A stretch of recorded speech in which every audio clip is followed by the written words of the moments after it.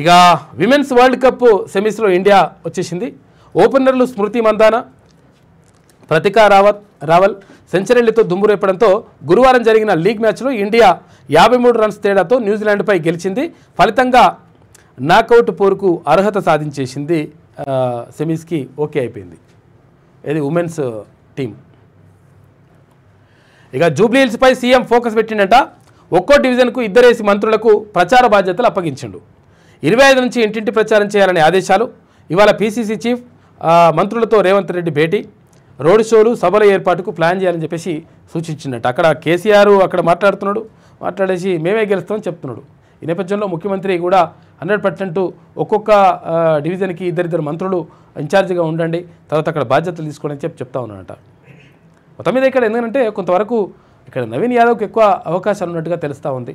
ఎందుకంటే ఇక్కడ కాంగ్రెస్ పార్టీ నుంచి అభ్యర్థికి, ఎందుకంటే బీసీ వాదం బలంగా వినిపిస్తున్నటువంటి నేపథ్యంలో జూబ్లీహిల్స్లో ఎక్కడ 3,98,099 ఓట్లు ఉంటే అందులో 96,000 ఓట్లు ఏవి ముస్లింలై ఉంటే, మైనార్టీలై ఉంటే, తర్వాత 2,10,000 చిలుకు 10,000 పైన ఓట్లు కేవలం బీసీలే ఉన్నాయి.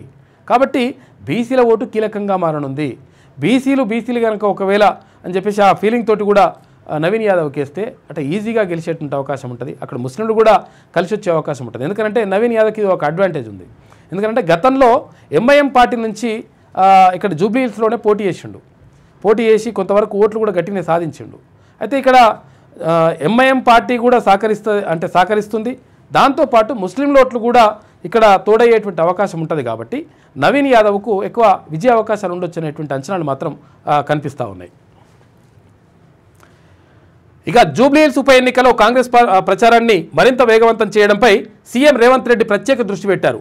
నామినేషన్ల ప్రక్రియ పూర్తయడంతో ఇక ఇంటింటి ప్రచారం కోసం సీఎం రేవంత్ ప్రణాళికలు సిద్ధం చేస్తున్నారు. ఈ నియోజకవర్గంలో మొత్తం 7 డివిజన్లు ఉండగా ఇప్పటి వరకు 2 డివిజన్లకు ఒక మంత్రిని ఉన్నారు. ప్రచార బాధ్యతలు అప్పగించినటువంటి సీఎం తాజాగా ఒక్కో డివిజన్కు 2 మంత్రులను అక్కడ ప్రచార బాధ్యతలు తీసుకోవాలని చెప్పేసి చెప్పిండట. కాబట్టి కొంచెం స్పీడప్ చేస్తూ ఉన్నారు, ఫోకస్ పెడతా ఉన్నారు. అవకాశాలు అయితే ఉన్నాయి అంటున్నారు. మరి ప్రధానంగా ఇక్కడ ఏది నవీన్ యాదవ్కు తర్వాత ఇక్కడ ఎవరు సునీతకు మధ్య పోటీ ఉండేటువంటి అవకాశం ఉందని చెప్పేసి అంటున్నారు. ఎందుకంటే సునీత కంటే సానుభూతి ఓట్లు మాగంటి గోపినాథ్ అక్కడ బీఆర్ఎస్ నుంచి ఉండే కదా ఎమ్మెల్యే, కాబట్టి ఆయన చనిపోయింది కాబట్టి భార్యకు సానుభూతి ఓట్లు కొంతవరకు వచ్చే అవకాశం ఉంది. ఇక్కడ నవీన్ యాదవ్కు ఎక్కువ అవకాశాలు ఉన్నాయని చెప్పేసి అంటున్నారు.